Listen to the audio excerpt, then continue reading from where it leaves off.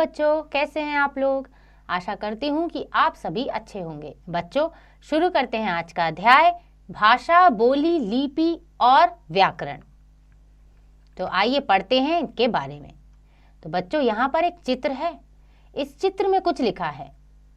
बच्चा कह रहा है कि पापा अभी मेला कितनी दूर है। तो पापा बच्चे की बात को सुनकर उत्तर दे रहे हैं कि बेटा, जितनी दूर घर है यहाँ उससे तुम्हारा स्कूल, यानी कि बेटा जितनी दूर घर से तुम्हारा स्कूल उतनी ही दूर मेला।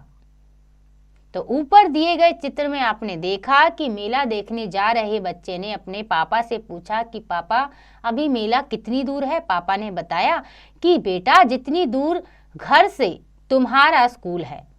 तो पापा की बात सुनकर बच्चा समझ गया कि मेला अभी कितनी दूर है।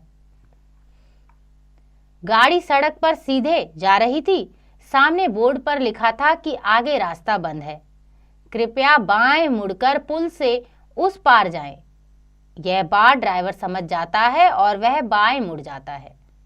तो बच्चों, उपर्युक्त दोनों चित्रों को आपने देखा कि हम बोलकर, सुनकर और पढ़कर एक दूसरे की बातों को समझ रहे हैं। एक दूसरे के मन के भावों को, विचारों को एवं सूचनाओं को आदान प्रदान करने का माध्यम भाषा है। यानी कि बच्चों, जब हम बोलकर, सुनकर, पढ़कर दूसरों की बातों को समझते हैं और उसका जवाब देते हैं, उत्तर देते हैं, तो इसी भाषा को, इसी बोलचाल को हम भाषा कहते हैं। तो भाषा वह साधन है जिसके द्वारा हम अपने मन के विचारों को अन्य लोगों तक पहुंचाते हैं और उनके विचारों को समझते हैं। केवल मनुष्य ही नहीं, पशु पक्षी भी अपनी बात ध्वनियों व संकेतों के माध्यम से एक दूसरे तक पहुंचाते हैं। जैसे कुत्ता भौं भौं करता है, बकरी मैं मैं करती है तथा बिल्ली म्याऊं म्याऊं करती है, किंतु उनके पास इन ध्वनियों को प्रकट करने की कोई उचित व्यवस्था नहीं है। तो बच्चों, मनुष्य तो भाषा बोलते ही हैं जब वो कुछ बोलकर, सुनकर, पढ़कर, समझकर, लेकिन जो पशु पक्षी होते हैं वो ध्वनियों के रूप से अपनी बात को दूसरों तक पहुंचाते हैं। तो उनकी वो सांकेतिक भाषा होती है। कक्षा में अध्यापिका अपनी उंगली मुंह पर रखकर बच्चों को चुप रहने का इशारा कर रही है। बच्चे उनके संकेत समझकर चुप हो जाते हैं। संकेतों के विभिन्न रूपों को भाषा नहीं कहते। यह स्पष्ट होता है कि जो लिखा और बोला जा सकता है वही भाषा है। यानी कि बच्चों, इस चित्र में आप देख रहे होंगे कि अध्यापिका मुंह पर उंगली रखकर इशारा कर रही है और कह रही है कि चुप हो जाओ, और बच्चे उसी इशारे को समझकर चुप भी हो गए।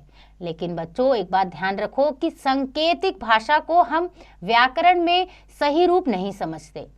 भाषा का सही रूप वही है जो बोला और लिखा जाता है। बच्चों, भाषा के भेद दो होते हैं, एक मौखिक भाषा और एक लिखित भाषा। मनुष्य अपने मन के भावों को तीन प्रकार से व्यक्त कर सकता है, बोलकर, लिखकर और संकेतों द्वारा। इसलिए भाषा के भी तीन रूप मिलते हैं, मौखिक भाषा, लिखित भाषा, सांकेतिक भाषा। इनमें से दो रूप, मौखिक भाषा और लिखित भाषा, अधिक प्रचलित है, यानी कि इसका प्रयोग सबसे ज्यादा होता है। व्याकरण के अंतर्गत इन्हीं दोनों भाषाओं का अध्ययन किया जाता है। तो आइए जानते हैं सबसे पहले मौखिक भाषा क्या है। मन के भावों और विचारों को बोलकर प्रकट करना तथा सुनकर ग्रहण करना मौखिक भाषा कहलाता है। आपसी बातचीत, वाद विवाद, मोबाइल, रेडियो, भाषण आदि में मौखिक भाषा का प्रयोग होता है। यानी कि जो बात हम अपने मुंह से बोलकर किसी को समझाते हैं तो उसे हम मौखिक भाषा कहते हैं। और लिखित भाषा क्या है? जब हम मन के भावों और विचारों को लिखकर प्रकट करते हैं तथा पढ़कर ग्रहण करना लिखित भाषा कहलाता है। पुस्तकों, पत्रों, समाचार पत्रों, ईमेल आदि में लिखित भाषा का प्रयोग होता है। आइए बच्चों जानते हैं राष्ट्रीय स्तर पर भाषाओं के रूप कितने हैं। तो सबसे पहली भाषा है मातृभाषा, यानी कि बालक अपने माता पिता व परिवार से जिस भाषा को सीखता है वह मातृभाषा कहलाता है। यानी कि बच्चों, घर में रहकर जो हम अपने आपसी बातचीत करते हैं अपने माता पिता से, अपने बहन भाइयों से, वो हमारी मातृभाषा होती है। दूसरा है राजभाषा, यानी कार्यालयीय कार्य जिस भाषा में किए जाते हैं वह राजभाषा कहलाती है।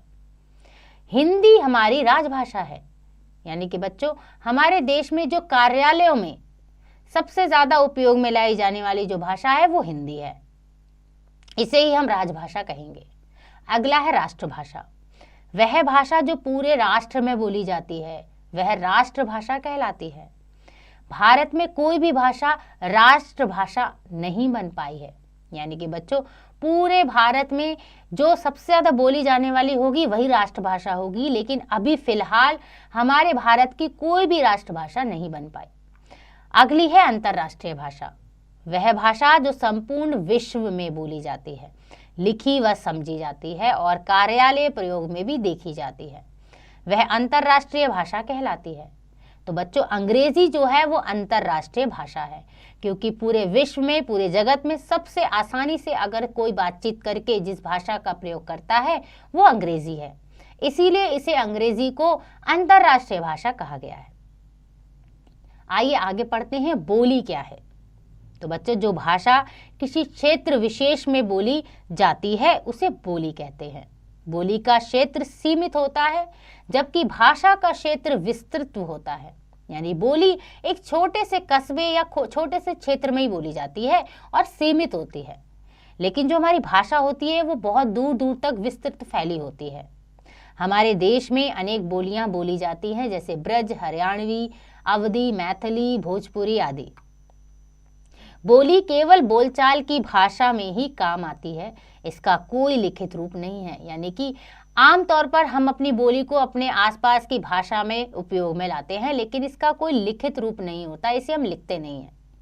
जैसे यहाँ एक चित्र में देख रहे होंगे, वो जो व्यक्ति है बैठा वो कह रहा है मारे गांव में के लेण आए हो, यानी कि वो अपनी हरियाणवी भाषा में उनको बोल रहा है, तो वो उसकी हरियाणवी बोली है।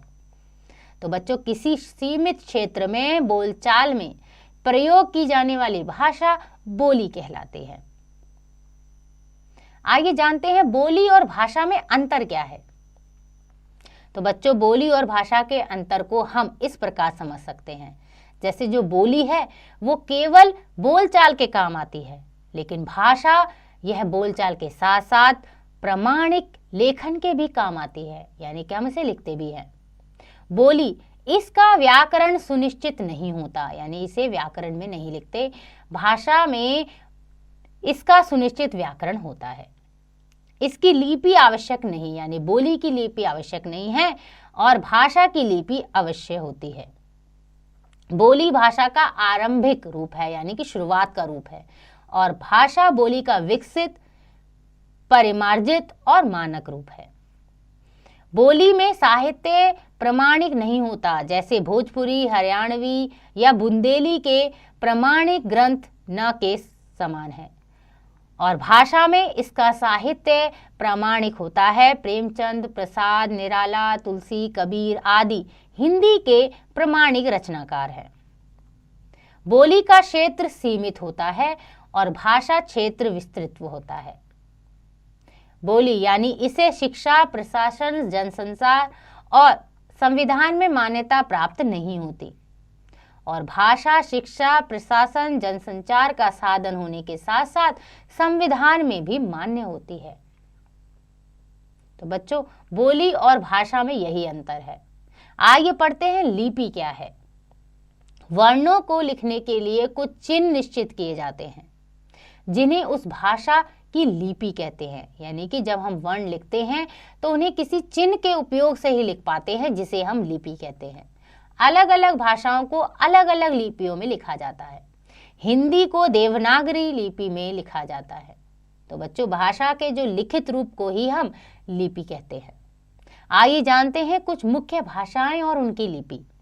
जैसे भाषा है हिंदी, और हिंदी की लिपि है देवनागरी, संस्कृत देवनागरी, गुजराती देवनागरी, अंग्रेजी रोमन, मराठी देवनागरी, पंजाबी गुरुमुखी, बंगाली बांग्ला, उर्दू फारसी, तमिल भाषा की लिपि तमिल और असमिया की लिपि है देवनागरी। तो बच्चों, ये थी कुछ भाषा और उनकी लिपियां। आइए पढ़ते हैं व्याकरण क्या होता है इसके बारे में। किसी भी भाषा को समझने के लिए सबसे पहले हमें उसके शब्दों तथा वाक्यों आदि के बारे में जानकारी होना चाहिए।